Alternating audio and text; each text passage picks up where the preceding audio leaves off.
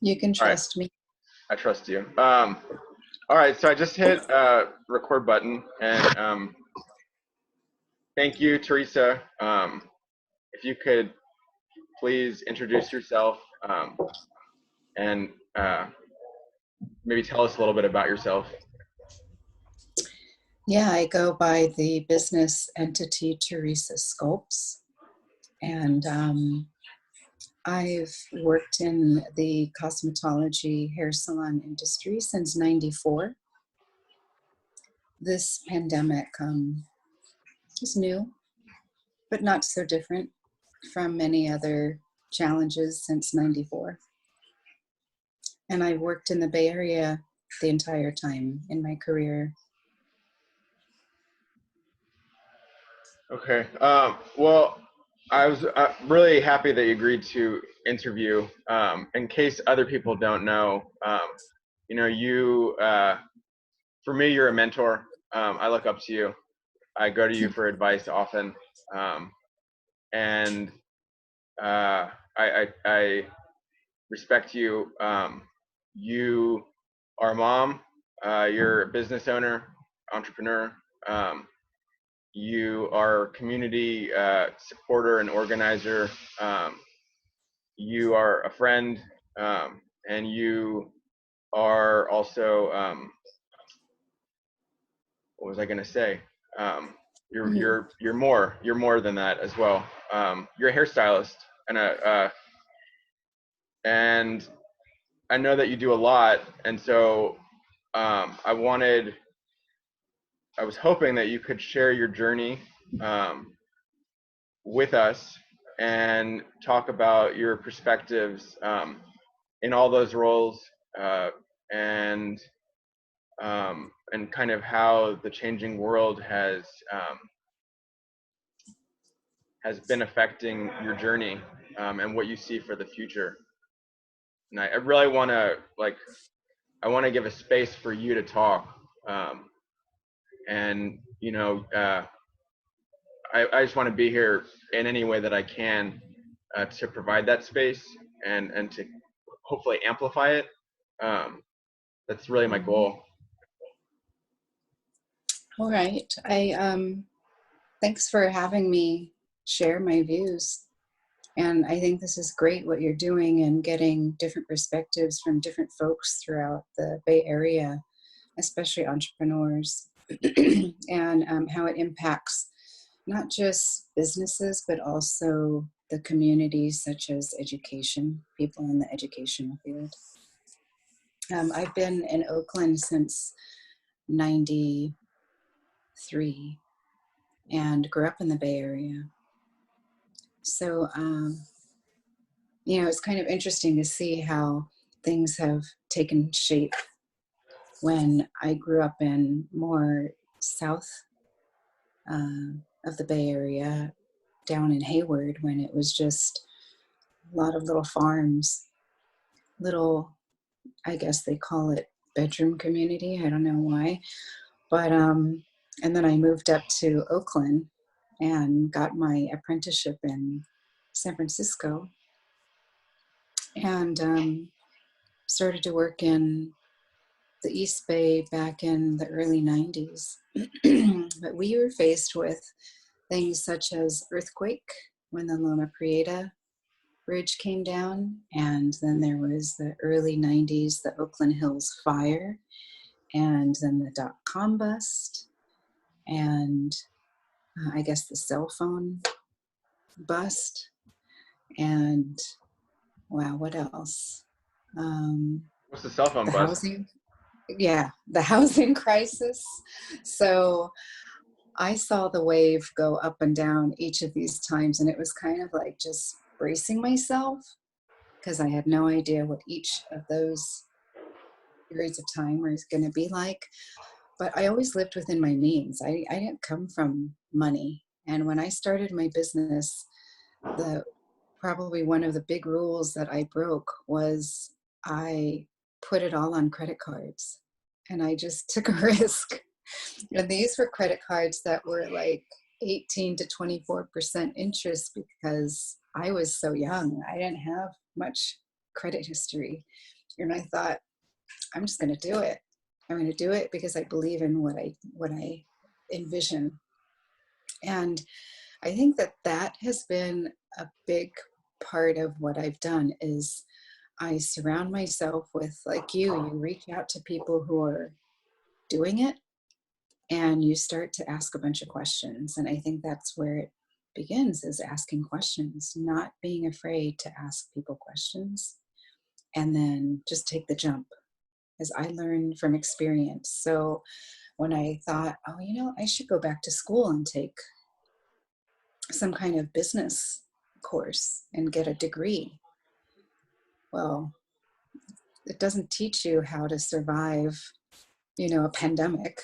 It doesn't teach you how to survive Yelp.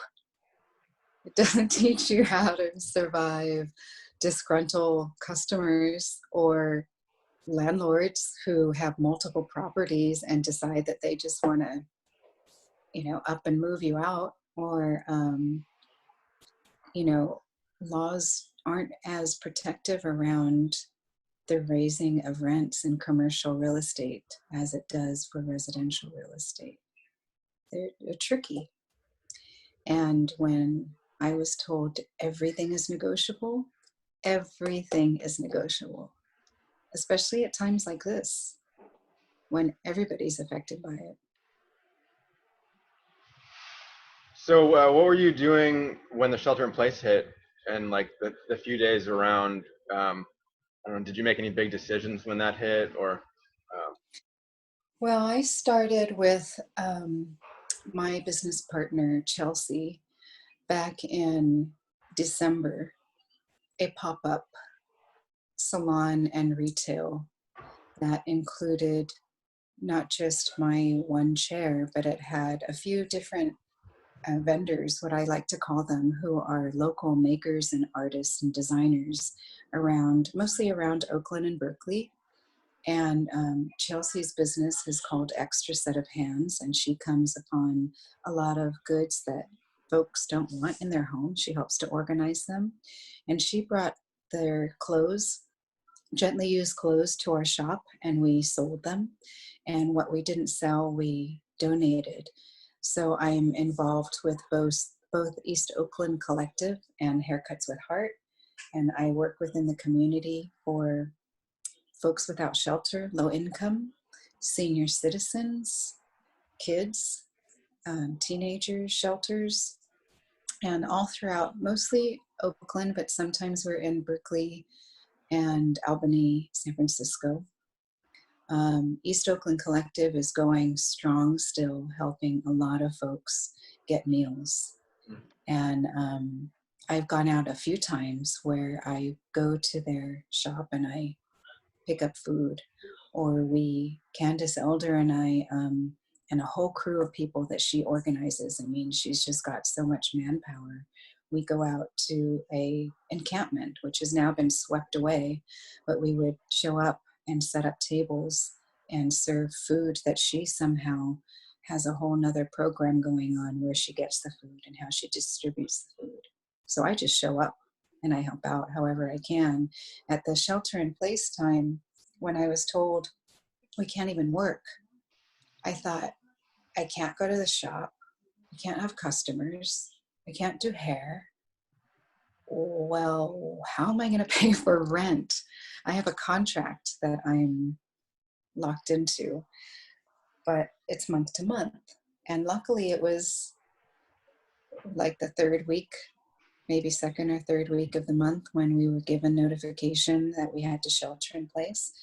So I thought, okay, let's just ride this month out. Let's see where it goes. Let's see how long we're going to have to do this.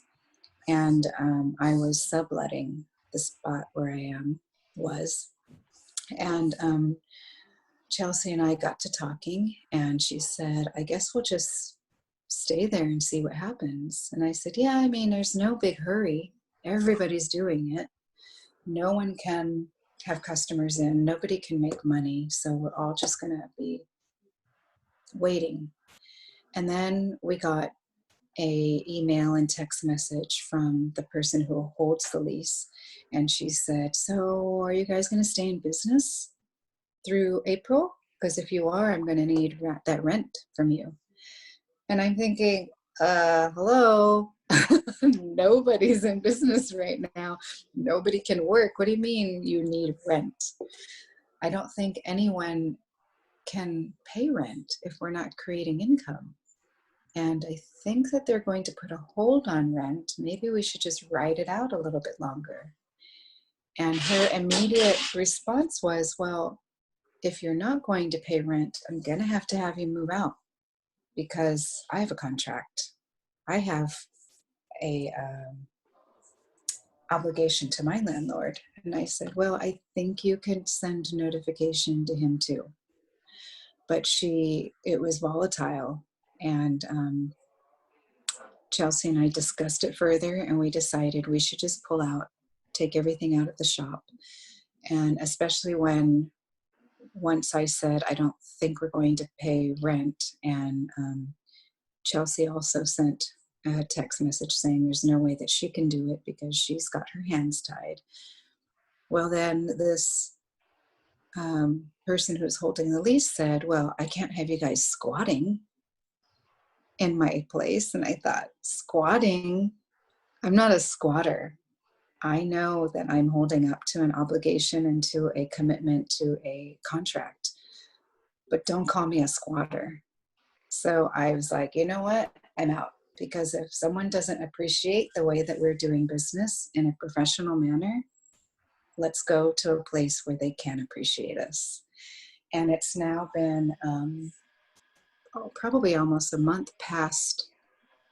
There's a 21-day period of time when you sign the termination of a lease. And we've already signed that. We're already out, clearly out of this spot. And now she's ghosted us. It's like she has decided to forfeit our deposit, and all on her own. And all I have is we enter into a contract, and it's a legal document, and it's a trust. It's a bond. Well, she has broken that bond, broken the trust, and has not given it back our deposit money. And I think, wow, so who's the squatter or who's the shady person in all of this? And they're not going to teach you this in any course, how to handle yourself in a court of law. These are all, parts of a lease that you need to understand. And there have been 3 leases that I've broken throughout the time that I've had my businesses. And it has not been bad situations, so long as you communicate with landlords, even if things don't go the way that you anticipate them to, which is normally my way, then you can negotiate. And if you can't meet there, then you negotiate how to end it, how to pull apart. And there's always some kind of loss. So you have to go in thinking, how much am I willing to lose? So at the original time of opening my business, when I put in probably about $24,000 into my business, years later, when I sold it in 2007, I sold it for about, I think, $14,000. I feel like I made a pretty good amount back, given the amount of time that I was there and the amount of money that I made during that period of time. It's like a used car. You purchase a car, you sell a car. How much are you willing to walk away with? And I think that in any incident when I've decided to close shop, I've had to ask myself, what am I willing to walk away with? And the most important part of it was my dignity, my business reputation, and my clientele. If I can walk away with those and continue going down the road to another location with another situation, I can make that happen.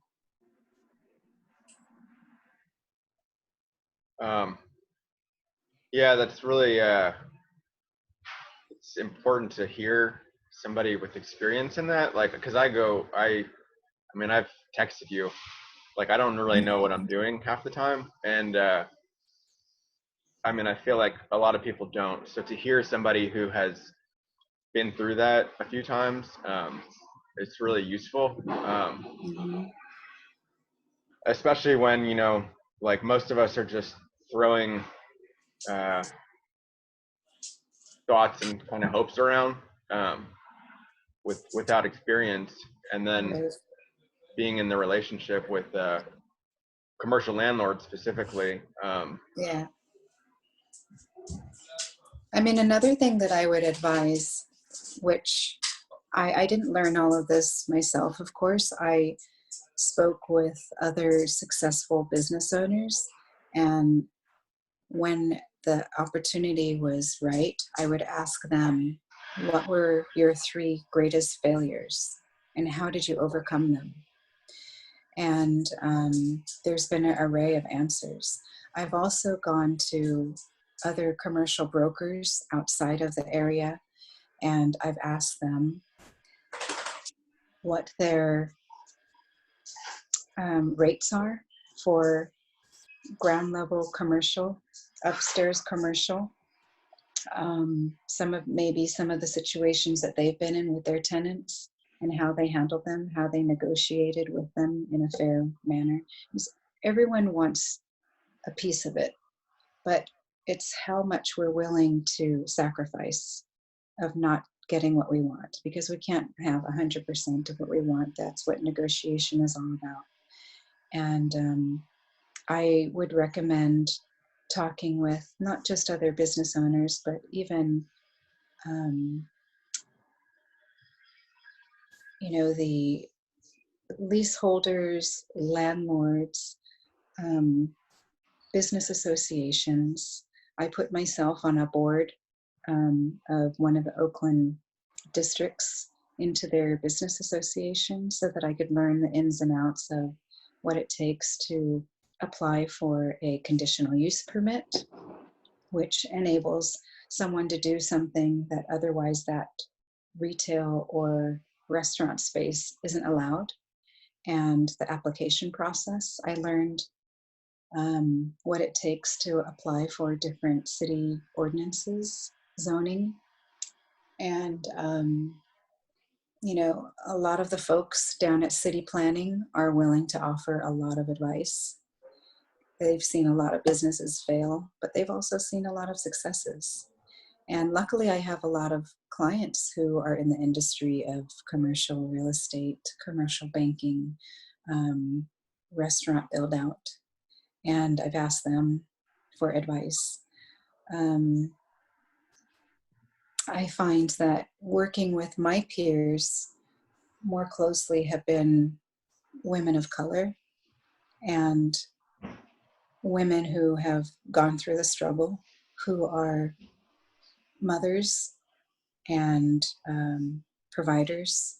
Maybe they're a family, maybe they're single parenting, maybe they're part of the LGBT community. And, there's a whole array, especially here in the Bay Area. And I find myself gravitating to people who, well, if I'm struggling in my predicament, maybe this person has their struggles that they're not sharing. And if they're willing to share that, great. And then from that, I've networked and they've introduced me to other people.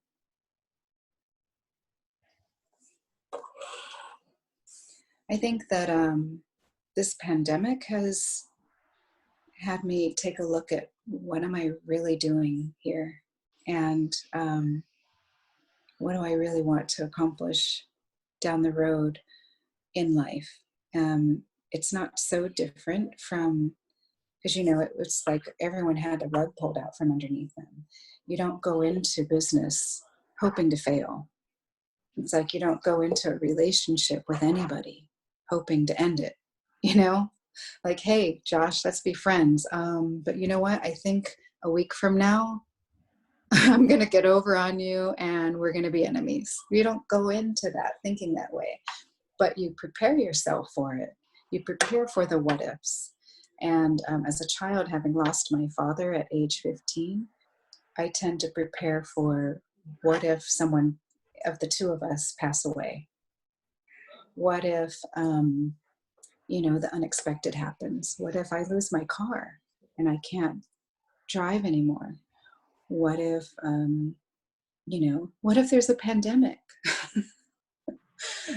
That one was like, wow, okay, so now we're in that predicament. How do we survive it? Insurance Well, companies had that. They were they were ready. really? Yeah, they were ready for the viruses from the last one. They had a whole, Wow. yeah. But And I mean, I have to compare it, combining everything together of all of the different, you know, natural forces around, the disasters, the um, .com bus. I put it all together and I thought, how did I deal with all of those situations? And I was in the I was in the industry in the 80s when the AIDS epidemic hit, and we had to learn how to follow through with our sanitation, sterilization. We were working with sharp implements, and this is another part of that. Now it's, people have come to me with colds and other viruses.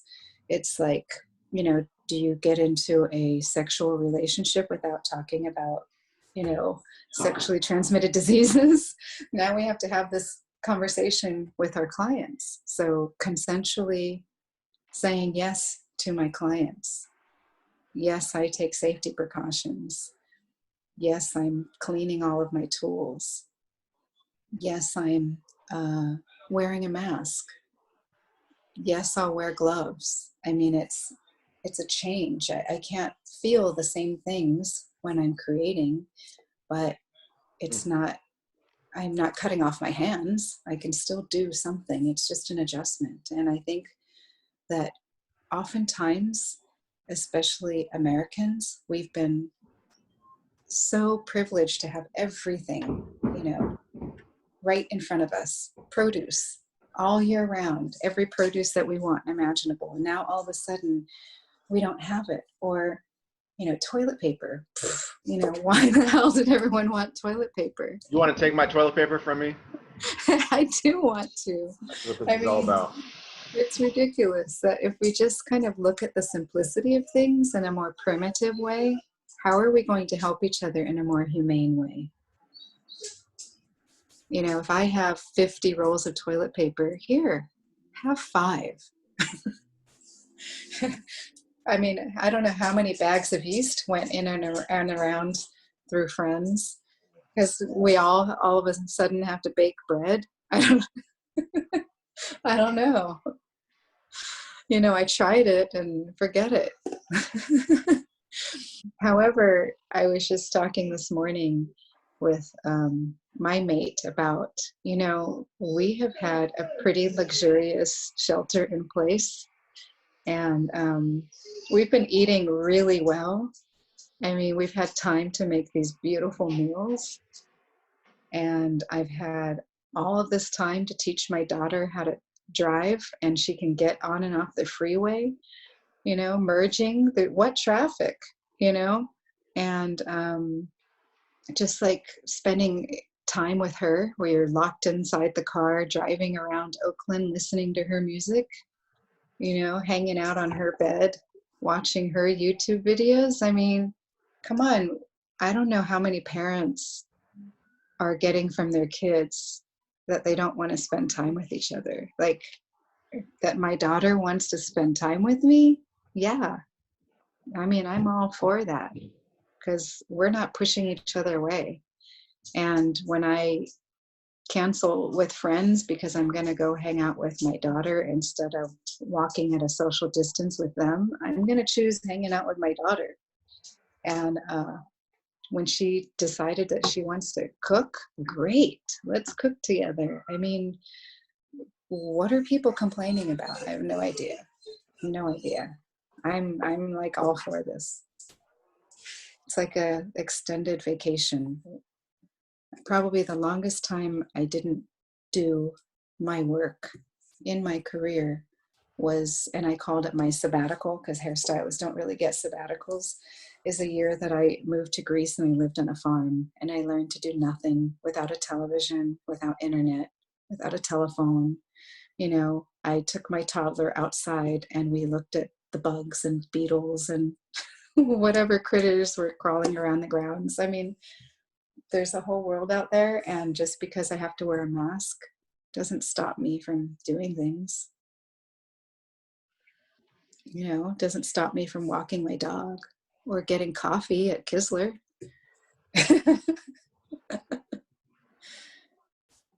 You know, I mean, it's all a matter of perspective. What would you say to like people that really are feeling helpless or hopeless right now? To, you know, there are a lot of people who don't know how to reach out for help, and don't know how to ask also. People who live by themselves. There are a few friends of mine who say, I'm by myself. And there's even an elderly person who, she's by herself and her immune system is compromised. So she said, don't come by here. Don't even leave me anything. I'm already taken care of with that. But just give me a call and check in on me every once in a while. And friends of mine who are sheltering in place by themselves say the same thing. Their kids are grown, they're by themselves. We text message. I've haven't Zoomed with a whole lot of people, but I think texting and calling. I have another friend where we have met and we have taken walks at that 6 foot distance. Are you sure? Um, Wasn't five? well, you know, it's hard not to hug somebody because I'm in the industry of touch and I was raised with that kind of touch that when someone doesn't hug, you know, so I thought, how can we do this? It's hugging ourselves because, you know, it starts with ourselves. Hug ourselves, take care of ourselves, and then reach out to somebody else. And you've got to think about when friends have lost a loved one, you know, soften your heart. When you see someone who is without shelter, without food, without shoes, soften your heart. Um, you know, I walked, there was only one time during this shelter in place that I actually served food to an encampment, and I was walking by myself past the tents. And I thought, if this were me, how would I want to be treated by someone who's approaching my property? And and I just walked along thinking, you know, would you like some food that I have to offer? And there was actually one person who was walking into her tent, and I saw that she was meeting up with another woman, and she said, no, I don't want any. And so I thought, okay, I'm going to take that no. And I walked further, passed out a few more meals, and then I circled back around and I said, I still have more.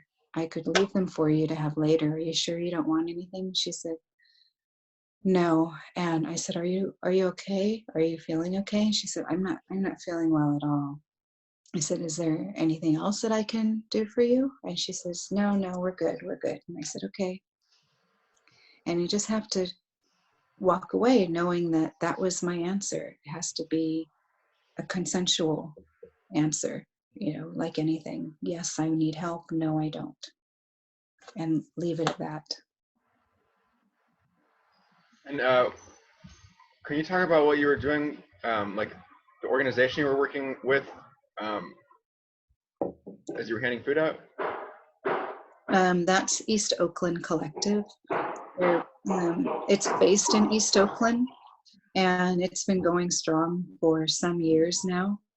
It's a nonprofit. It's run by Candace Elder, and she has a team of people who help her both collect food and distribute food.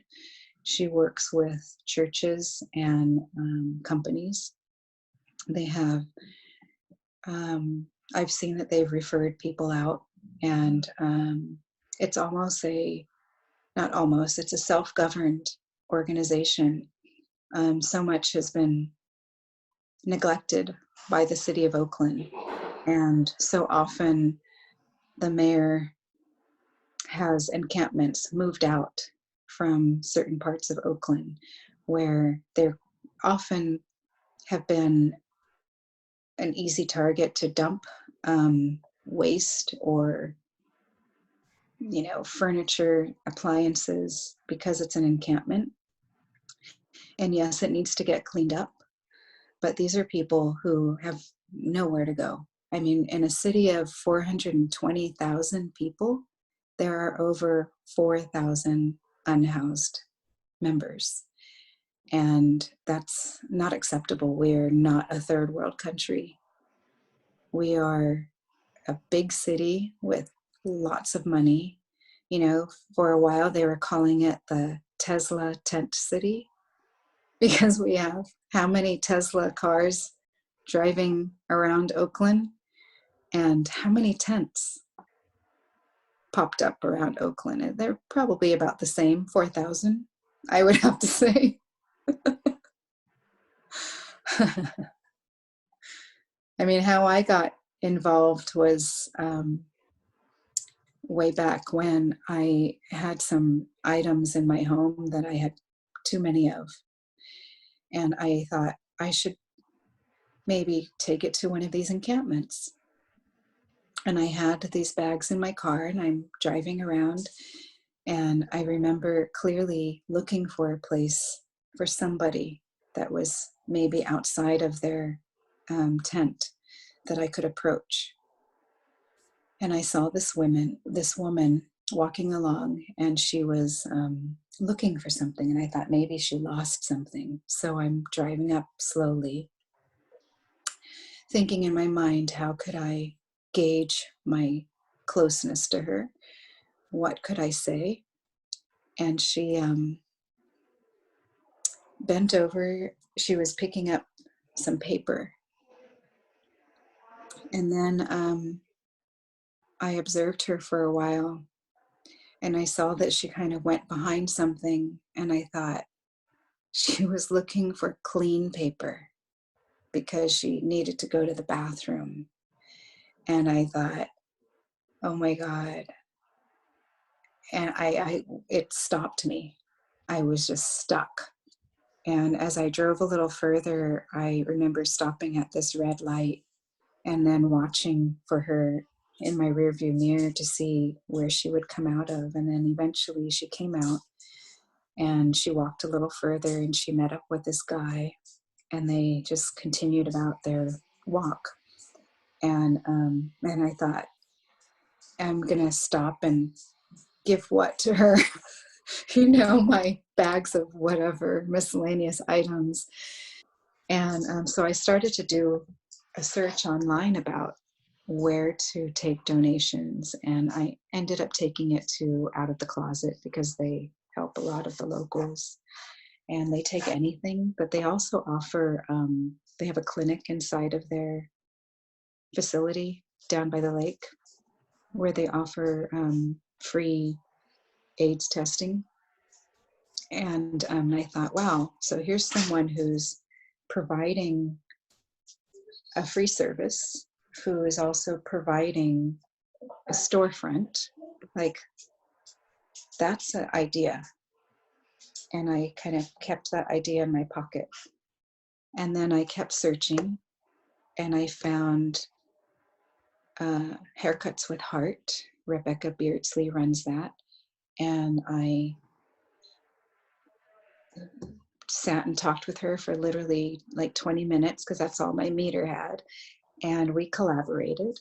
And I started volunteering with her to do haircuts at all the different facilities and encampments. And I kept another search going. And that's when I came upon this other guy who was part of East Oakland Collective, and how he started out just making sandwiches at home. And driving around, every time he was out and about in Oakland, he would pass out sandwiches. And that's how East Oakland got started. They would have an assembly of people making sandwiches. They wanted to keep it simple. And then it became bag lunches. They just wanted to make it really simple and kind of home-like. And now there are, I don't know, thousands of volunteers that show up about every 3 months. Then they are usually held inside of some kind of gymnasium in Oakland where people bring donations. There's money that's donated, and there's long assemblies of sandwiches and bag lunches being made and distributed throughout the encampments they have. They have a whole map of Oakland. They know where the encampments or generally where they are. And then the volunteers, after the sandwiches are made, they put people in groups of maybe 6 to 8 cars, and we caravan in our different groups.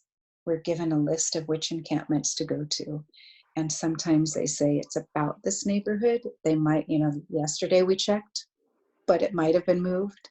So we pull up, and there's usually the protocol is someone at the encampment is in charge, and someone who's part of East Oakland Collective is in charge of the caravan, and that person makes contact with the person in charge of the encampment, and they talk and they announce that we're there. And we walk up to different tents, and it's like walking up to somebody's house. You don't just walk through the door. You actually say, I'm here and I'm part of East Oakland Collective. I have some food. Would you like some? And they start to alert each other. And I got the idea that, there's probably a lot of things that people have at home that they don't need. And through our business, which was called Touch, and which we're hoping to grow into calling Fluid, we distributed clothes. We took clothes that people didn't want, and we laundered them and separated them between men's, women's, or other, and let them just go through whatever they needed. Usually when I would show up to an encampment with Candace on a weeknight, she would set up 3 or 4 tables, and we had big trays of food, and then the volunteers would put the food into containers for one meal. And it was in the middle of winter, blustering wind or rain or just cold weather. And I thought, I need some hot tea just to get my fingers back to normal and get my feet warm again. And I thought, wow, if tea's going to help me feel warm and I'm just out here for an hour, I can probably get some tea donated. So I called up Pete's Coffee the next time I did this, and they said, you should give us at least a day notice. And I did, and I showed up at Pete's, and they had the big cartons and cups to go, and I'm passing out these cups to go, and I thought, wow, it's a lot of waste. I bet there's a lot of people who have thermal cups and water bottles that they're not using at home. So I used the platform next door, and I put a message out there to the community. Does anybody out there have thermal cups or water bottles for members of our community who are without shelter? I will collect them. And my commute is from East Oakland, Keller Avenue, to Telegraph Avenue, Temescal neighborhood. So oftentimes going to and from work, I'm picking up thermal cups, water bottles, and I collected like a counter filled with them, and I put them in my dishwasher. And when I'd meet Candace Wednesday nights at 5:30, I would fill these cups with hot tea. And by 6:30, everything's gone. All the food that she found, all the cups, all the clothes, everything gone. And I guess she had to stop that as soon as shelter in place took force. But what she hasn't stopped is being a collection location for food in East Oakland. And she has the pallets of food from Costco that she takes to the East Oakland Collective Center, and they distribute food from there still. It's going strong. And I don't know how many other organizations have joined her, but all I can think of is if something happens to Candace, everybody's screwed. So we need more Candaces to help Candace. You know, over 4,000 people without shelter. I don't know how many people actually got put into hotels. I don't know that reality. And if they'll stay there, they'll be able to stay there. I mean, How can they stay there? You know, why weren't they there in the first yeah. place?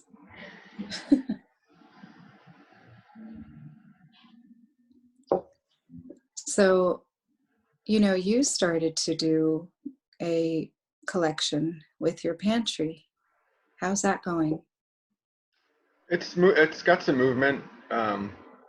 We want to do more, but we definitely have donations coming in and people coming in that regularly that pick up and are really using the service.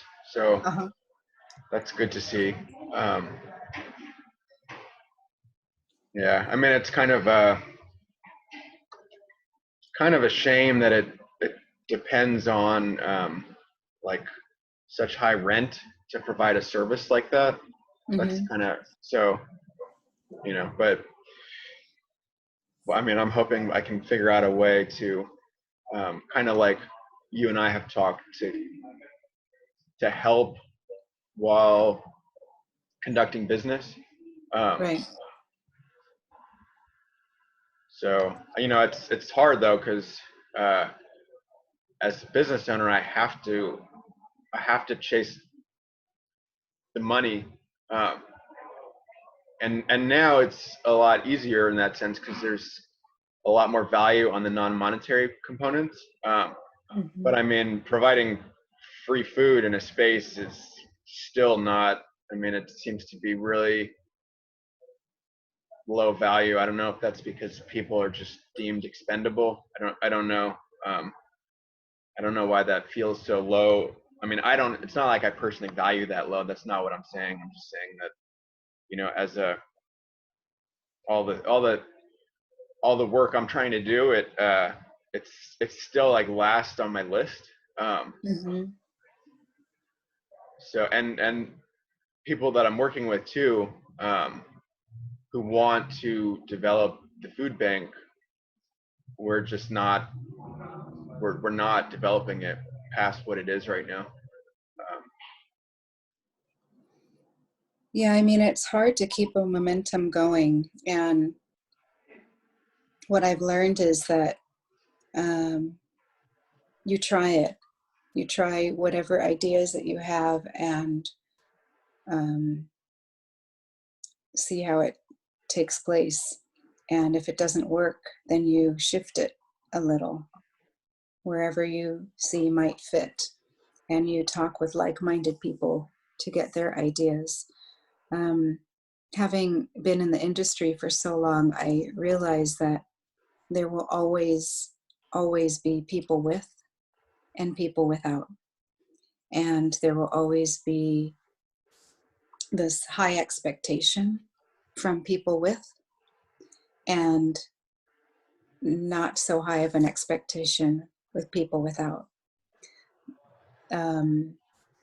So I thought, for myself anyway, in the industry that I'm in, I want to work with the best. I want to know what those high standards are, and I want to be able to provide that high standard and in myself, for myself, have it, just to know. That way I could service them because they're helping me with my income. But how can I use that and go across the way to provide that same level of service to someone without? And where I learned this was through different high-end businesses that provide this. I'll give you two examples. One is Ritz-Carlton, and the other is Disney.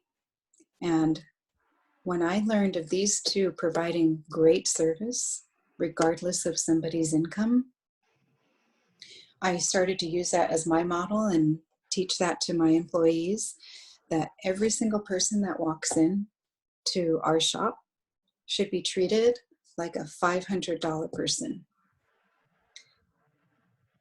And that way there's no discrepancy, because if you treat them like that, you're seeing them just as this valuable person, this human.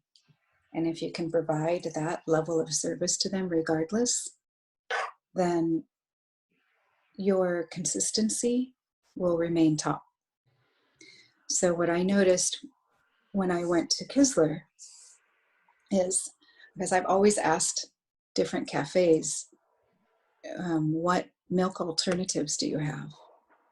And your barista said, we have almond milk. And I said, do you know how to froth almond milk? And she said, yeah, why? And I said, no, literally some places say we have almond milk, but we don't froth it. And so she said, yeah, we froth it. And so I'm like, give it a go. And it was that, perfect froth, made the perfect design on top. And I walked away with my Kisler coffee, cappuccino, right, with almond milk, perfectly frothed. And I think that, we can provide this level of service while making someone feel good, while having high quality, while helping the local artists, and while providing a free service to somebody without, so that they can feel a part of this. It's not really that difficult. And if there's so many people out there who want to waste things, well, there's somebody else who sees it as a treasure. So that's valuable. It's all a matter of perspective. You and I had gone back and forth about, well, we still are, about your concept of like a community entrepreneur space. Can you share a little bit about that, your vision? Yeah, it came about when back in the day, my daughter was a toddler and I started to go to First Fridays. They called it the Art Murmur. She was about 2 years old, maybe 3. And there were 5 or 6 different art galleries in uptown Oakland that had art gallery openings on a First Friday. So I was driving her to these different art gallery openings, pulling her in and out of a car seat, and visiting these galleries, getting inspiration. It grew so big that they were able to shut down a street and people could just stroll from one business to the next. And then it got to be so big that it brought out, artists that build huge things. And then it got so big that now it's just, it became like this college hangout, let's get drunk kind of thing. And I started to back off from that. But what I gathered from that was going into the galleries that had multiple artists, like maybe 10 different artists. And I saw that each of these artists had their own group of people that they would send an email to. And all these people would collectively show up on a First Friday and they were buying things. But what I thought about was, I can't possibly buy 10 pieces of art. Like, that doesn't work with my lifestyle. But what I could do is, I could maybe get something to eat, maybe get a piece of art, and maybe get a gift for somebody.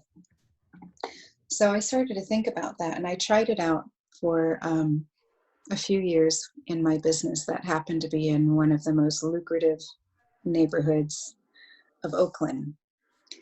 And I started for 1 year, I committed to having a art reception opening once a month. And I would offer free cocktail, which I made was sangria. And I would have at least 1 to 3 artists. And I saw that that wasn't taking off so well. So I started to bring in other vendors, which were selling jewelry or other maker items, clothing. And I wanted to only support Oakland artists. So I tried that for a year. And I saw that this neighborhood was not that neighborhood.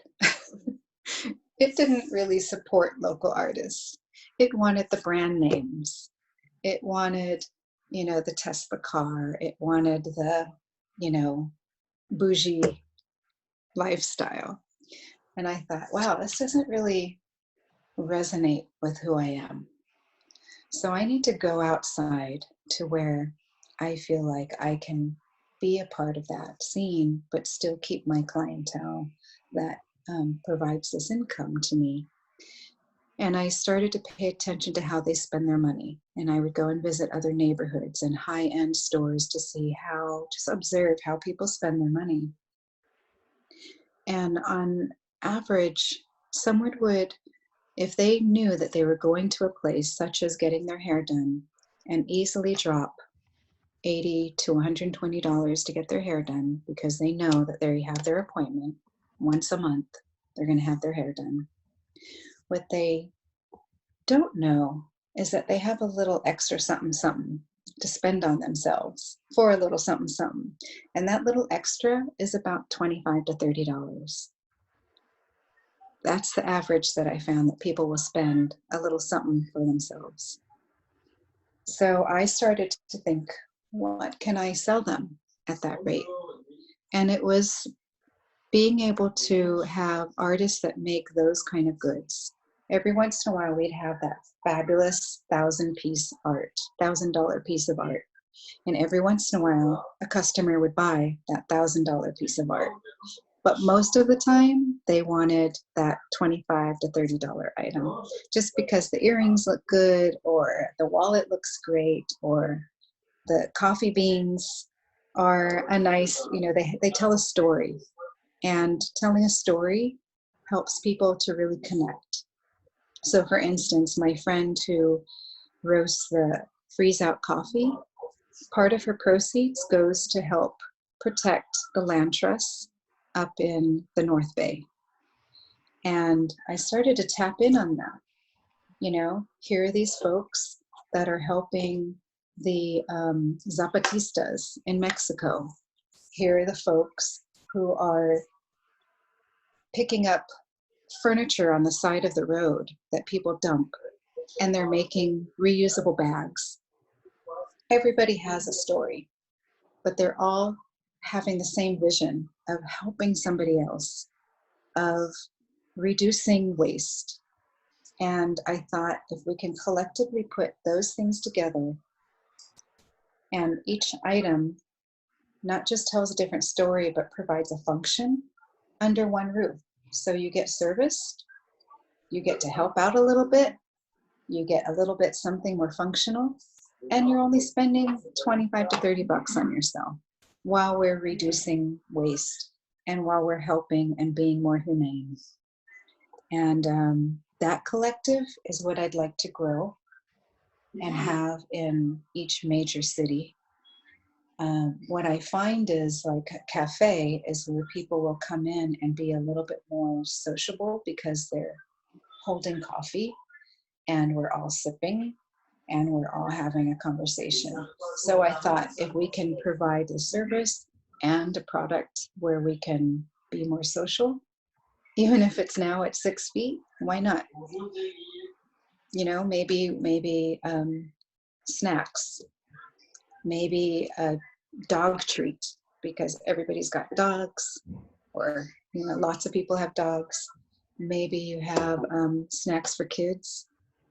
Anything that brings a community back together, and a collection like this would help, but also providing a connection. because human contact, even if we're 6 feet apart, there's a vibe that we get from people. And if we can share that vibe with the like-minded people in our community, then why not? But the people who want to,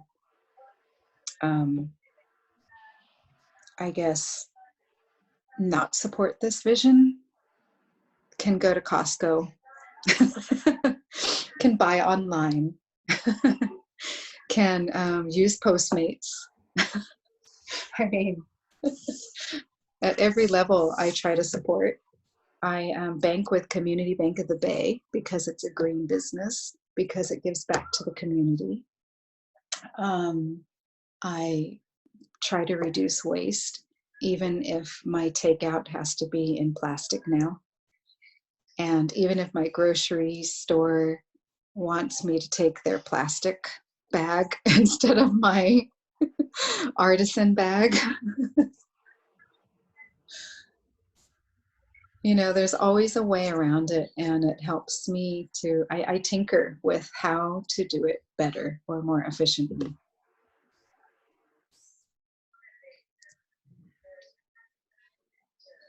What do you think?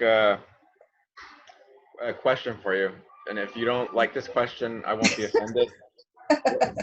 Why do you think stylists are being like the token business owner in this pandemic and shelter in place? Or maybe that's just my misperception. No, you're so right. We provide such personal contact with a client. I don't care if you get your hair done once a week or once a year. I haven't, just heads up, I haven't paid for a haircut in like 14 years, so I'm super out of touch. So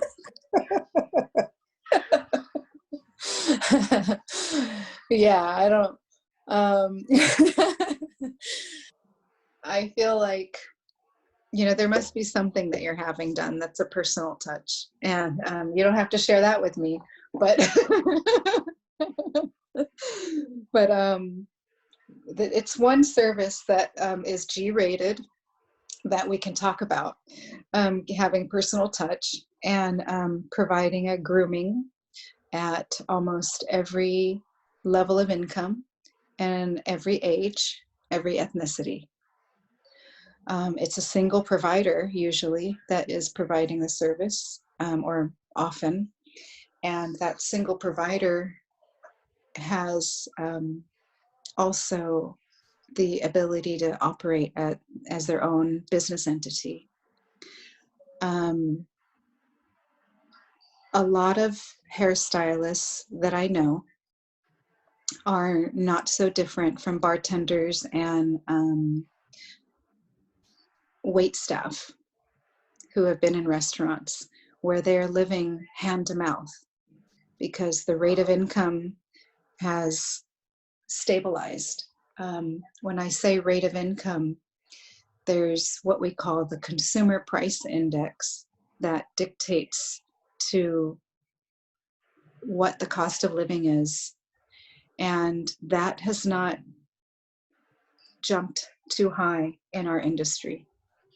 So even if we as hairstylists are paying rent for a chair in a salon, and that salon owner is paying rent to their landlord, they pass that expense on to us, which is on average 2 to 3% on average. So it could be lower, it could be higher, but it has been about 2 to 3%. But I can't raise my service price 2 to 3%.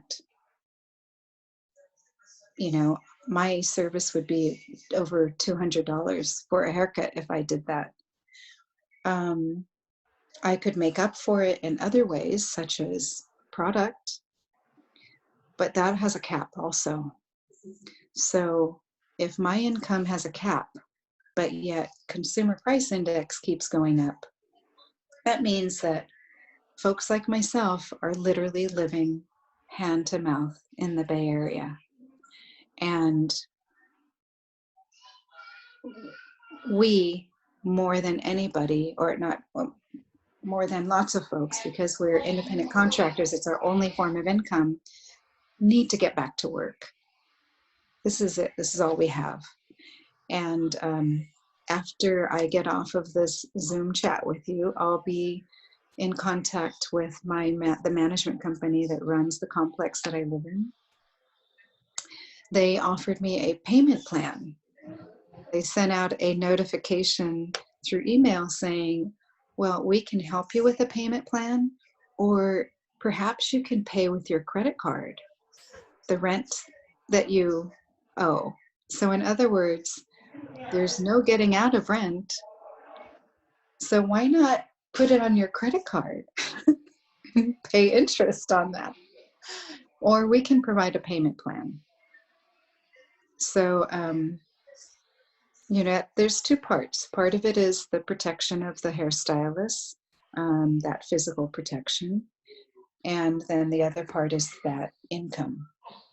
When I talk about the physical protection, we have to practice for, according to State Board of Cosmetology, Barbering and Cosmetology, we have to practice sanitation and sterilization. So each time a client sits in our chair, we ought to be practicing looking for cuts, abrasions, diseases. And now this. But if folks are asymptomatic, how do we know whether or not we're being exposed to somebody? How can we detect that? There are places that are saying, we'll have them tested for their fever. Well, how many of the people who have had or have contact with the COVID-19 actually have had a fever? How many people have had that cough? How many people have been wiped out? And at what point did it all come about? I was in Hawaii in mid-February. Supposedly, this all came about in November. So how many of us have been exposed already? How many of us have fevers, coughs, been bedridden due to some other symptom similar to this? And we're all still practicing shelter in place. So if we can do all of this sanitation, sterilization, will we compromise our health for our beauty? Will I compromise my daughter's health for someone else's beauty? Folks are asking me to do their hair and asking if I'm wearing a mask and gloves and if I've been sick. Well, you want to come to me and ask me these questions. I mean, when was the last time you were checked out? So I had the test done. I called in to a place and they sent me an email, and that email had a telephone link. And that telephone number, when I called, they asked me a series of questions, and they asked if I had any symptoms. I said no, that I could be asymptomatic, but I've worked with a lot of people with the work that I do, and I've helped volunteering and have been exposed to a lot of folks through the community. And so they put through the test for me. And I had a date the next day, and I did a drive up where I pull up in my car and someone comes to my window, asks me for ID. They put it into the computer. So now my name is in some big system and my bodily fluids are there too, because they stuck that Q-tip way up in my nose. When you told me that, I had no idea it was. And it was 15 seconds. The guy twisted around and my head is way back. My foot is stomping around as he's taking the test. And 2 days later, I got the results that it was negative.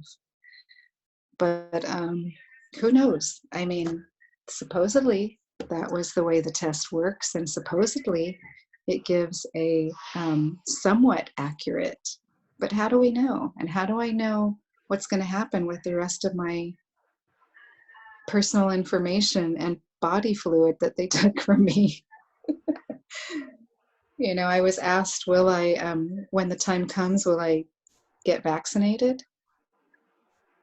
I mean, it's a government issue and big pharma distribution. What are we putting ourselves at risk to when we allow big pharma and that government that we trust so much to inject into our body? You're not a proponent of the bleach vaccine then? No, I'm not. Wow. I haven't had any bleach to drink. I haven't put anything up my anal cavity to cleanse my system either. I don't use a disinfectant of any kind, the way that someone had suggested. And I don't know if I'm ready to jump into the game of getting vaccinated, not knowing what's in a vaccine, not knowing the outcome, not knowing the side effects. And it's not just immediate, it's like 20 years later. What are the side effects? I'm one that's susceptible to having high reaction to antibiotics. And Western medicine is a big push for antibiotics. And there's a big difference that everyone should know between bacteria and a virus. That if your doctor is pushing an antibiotic on you when you have a virus, you have to go, is that correct? You have to question everybody, question your doctor. I mean, oftentimes the doctors gave me the wrong prescription, and I'm at the pharmacist getting that prescription. Can I put you on hold for a second? Hold on. Does that allow for hold? Yeah, we're recording. It'll I mean, we're at like 70 minutes, which okay. That's a good point. It's a good stopping period. Yeah, I mean, is there? Come on in, Freddie. How you doing? Look at that. He's masked. Teresa, thank you. Yeah, you're welcome. I really appreciate you sharing your thoughts, and good luck with the property management company. Thanks. I mean, I hope that this helps you, and I hope this helps a lot of folks out there who are questioning, what should we do? What's our next step? What should I do in the future? Because this isn't the only pandemic that's going to happen. There's going to be plenty of other viruses that come our way. This isn't the end. And there's going to be plenty of things that deter us from doing the things that we want to do in life. You just have to overcome it and be flexible, be resilient. But, be humane. Definitely. I hope more people can be humane through this. We need that. We definitely need that.